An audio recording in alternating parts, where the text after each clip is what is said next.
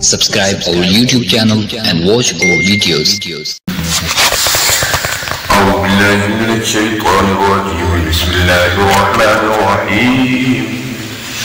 وقلنا يا آدم اسكن أنت وزوجك الجنة وكلا منها رغدا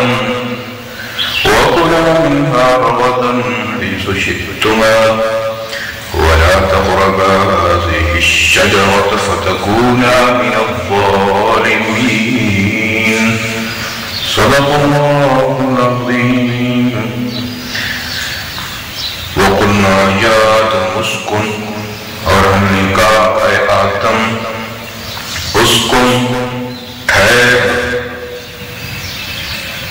انت تم وزوجک الجنت اور تیری بیوی جنت میں، وکلا منہا رغدا اور کھاؤ منہا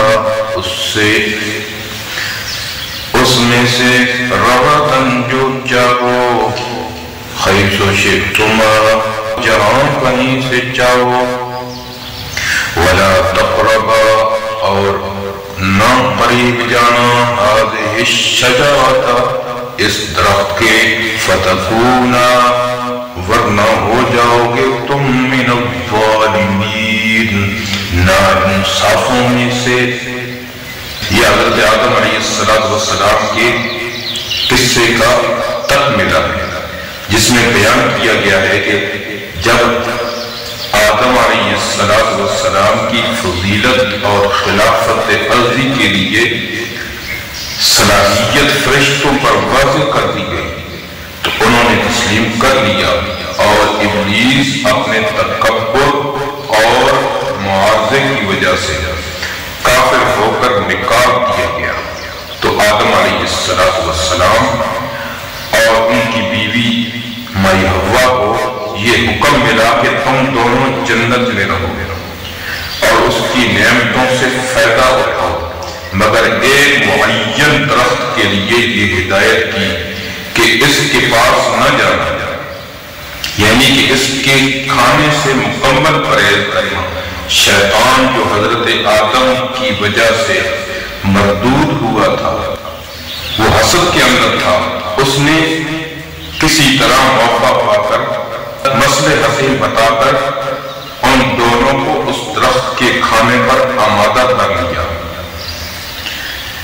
ان کی لغزش کی وجہ سے ان کو بھی یہ حکم ملا کہ اب تم زمین پر جا کر رہو، اور یہ بھی بتلا دیا کہ زمین کی رہائش جنت کی طرح نہیں ہے، بلکہ وہاں آپس میں اختلافات اور دشمنیاں بھی ہوں گی، جس سے زندگی کا لطف پورا نہ رہے۔ وَقُلْنَا يَا آدَمُ اسْكُنْ، اور ہم نے کہا کہ اے آدم ٹھہرو تم اور تمہاری زوجہ جنت میں۔ یہ واقعہ حضرت آدم علیہ السلام کی تخلیق اور ملائکہ کے سجدے کے بعد کا۔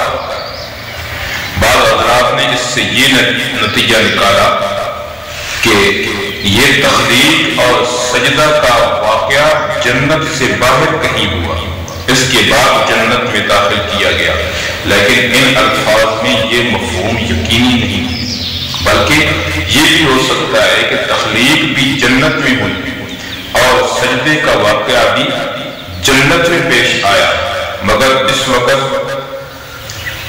وقت تک ان کو کوئی فیصلہ اس کے متعلق نہیں سنایا گیا تھا کہ آپ کا مسکن اور مستقر کہاں ہوگا۔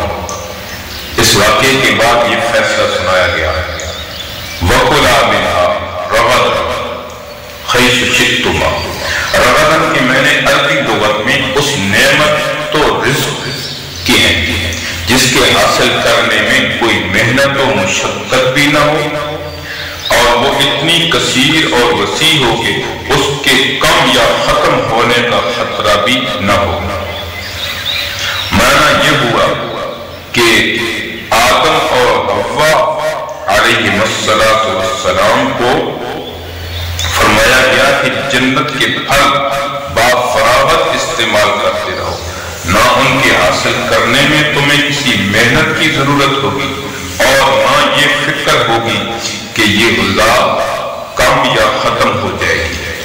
وَلَا تَقْرَبَا هَٰذِهِ الشَّجَرَةَ، کسی خاص درخت کی طرف اشارہ کر کے فرمایا گیا کہ اس کے قریب نہ جاؤ۔ اصل مقصد تو یہ تھا کہ اس کا پھل نہ کھاؤ، مگر تاکید کے طور پر عنوان یہ اختیار کیا گیا کہ اس کے پاس بھی نہ جاؤ، اور مراد یہی ہے کہ کھانے کے لیے اس کے پاس نہ جاؤ۔ یہ درخت کون سا تھا؟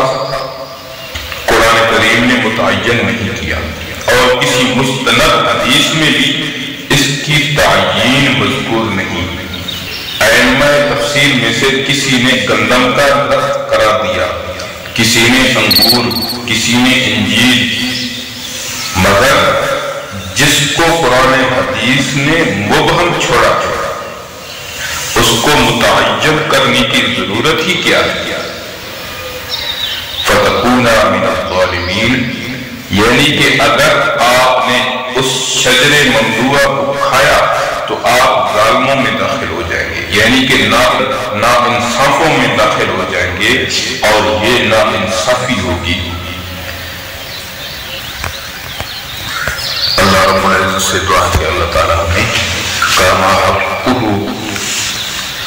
قرآن کو سمجھنے کی توفیق عطا فرمائے۔ وما علینا الا البلاغ۔ امید ہے دوستو ویڈیو پسند آئی ہوگی، ویڈیو کو لائک کیجئے، ویڈیو پر کمنٹ کیجئے، شیئر کیجئے اس کو، اور اگر چینل پر نئے ہیں تو سبسکرائب کر لیجئے تاکہ اسی طرح کی ویڈیوز آپ تک پہنچتی رہیں۔ شکریہ، جزاکم اللہ، السلام علیکم ورحمۃ اللہ۔